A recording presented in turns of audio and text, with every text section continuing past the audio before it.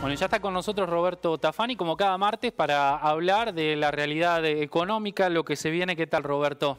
Hola Martín, ¿cómo estás? ¿Qué tal? Un gusto verte. Bueno, semana convulsionada si las hay, si la hemos tenido, y mirando, proyectando al futuro lo que viene, el acuerdo del Fondo Monetario Internacional, la carta de la vicepresidente habilitando la discusión o un posible acuerdo, y en el fondo el tema de los dólares que faltan, ¿no? Tal cual, todo esto se dio en un contexto donde el día viernes nosotros en una columna comentábamos que la demora en haber acordado con el Fondo Monetario estaba llevando a medidas desesperadas, y después de esa medida se conoció otra medida que generó mucha impaciencia y muchos rumores en las redes, por la cual el Banco Central ordenó a los bancos que los dólares que tenían como patrimonio deberían ser transferidos precisamente al Banco Central.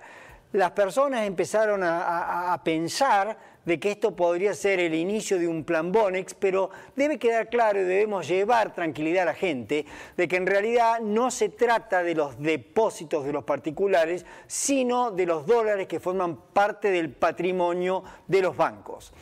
Ahora, los depósitos de la gente, que son 15.000 millones de dólares, 3.000 están en poder de los bancos y 12.000 millones están como encajes en el Banco Central.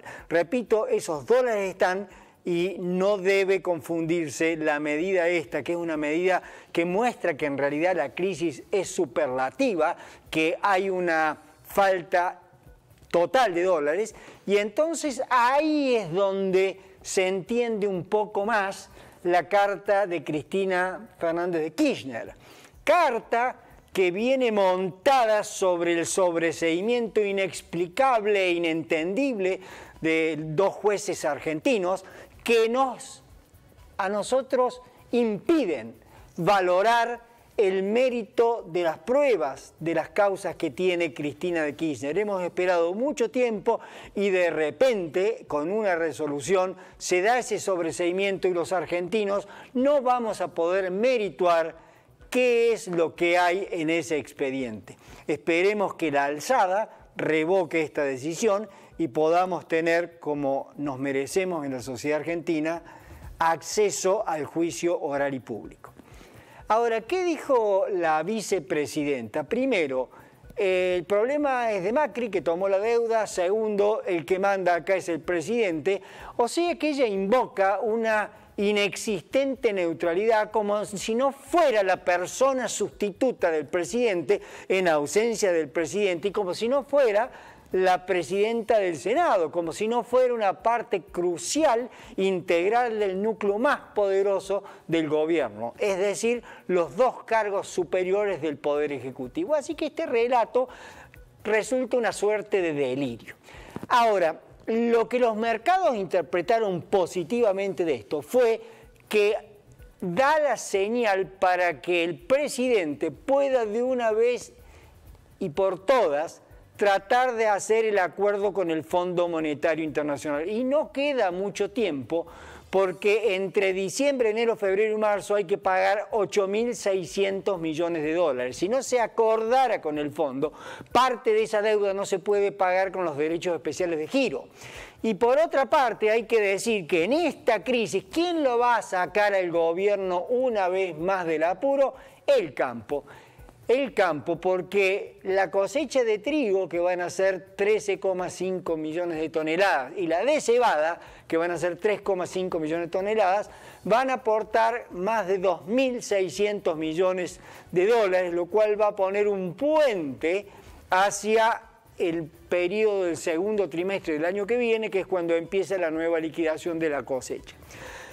Así que, ¿qué podemos sacar en conclusión de todo esto? ¿Se van a solucionar los problemas ahora que Cristina Kirchner, a su manera, libera al presidente de la Nación, para que haga el acuerdo con el Fondo Monetario? Y acá lo que yo quería plantear es que en realidad el problema no es el fondo, sino el modelo económico que lleva adelante este gobierno. Por ejemplo, hay un problema que el gobierno parece ser una suerte de modelo mercantilista, donde no quiere importar, no quiere comprarle cosas a los de afuera, hay que sustituir importaciones a toda costa y trata de vender, trata de exportar. Ahora observen que lo primero que hace es pegarse un tiro en el pie porque puso el cepo a la carne y la producción de carne cayó un 13% porque naturalmente ante estos precios lo que se hace es recurrir a la agricultura. Por otro lado, no solo está el problema sino que el gobierno tiene la falsa confusión de que vos podés exportar sin importar. Es decir, eso no es posible, por ejemplo, en la industria automotriz, donde 70% de las piezas que vos tenés para montar un auto y exportar vienen de la importación. Acá el gobierno tenía tal delirio que quería regalar pasajes a los extranjeros para poder exportar servicios. Es decir, cuando viene un turista, cuando tenemos ese turismo de recepción, nosotros exportamos servicios.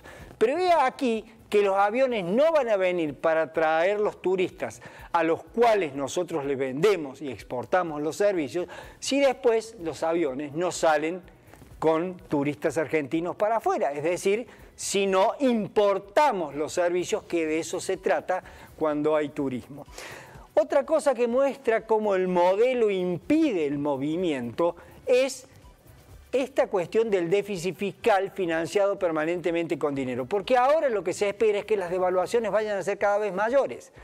Y entonces se va a tener que aumentar la tasa de interés, porque si no, se va a matar el incentivo para poder liquidar dólares. Y me explico. Lo que quiero decir es que si vos tenés un financiamiento muy barato en pesos y no acompañás con la tasa de interés la evolución del dólar, vas a tener por un lado un subsidio a la producción y por el otro lado no va a haber liquidación de las divisas porque se va a esperar que la devaluación lo vaya a hacer subir. O sea, por donde uno lo mire, cuando la economía se pone en movimiento, encuentra Martín sus propios límites.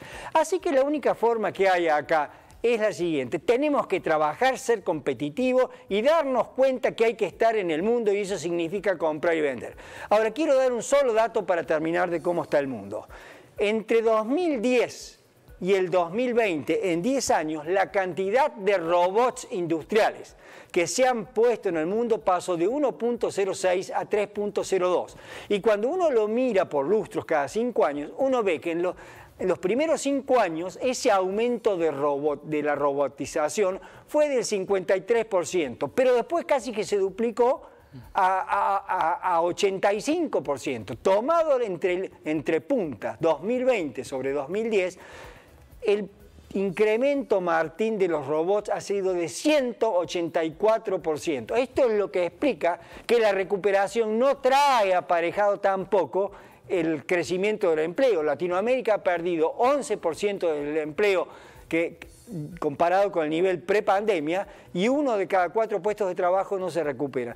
Así que sería bueno que en vez de tener un modelo tan lleno de contradicciones, de prohibir las exportaciones, de hacer caer la producción, de tener toda esta serie, estos sueños de volver a 300 años atrás, una ideología mercantilista de que vendo pero no compro, todo eso no es viable. Mientras tanto, el mundo realista se prepara, se robotiza, se miniaturiza, se digitaliza, y nosotros acá estamos. Ojalá podamos de una vez por todas arrancar con un país serio.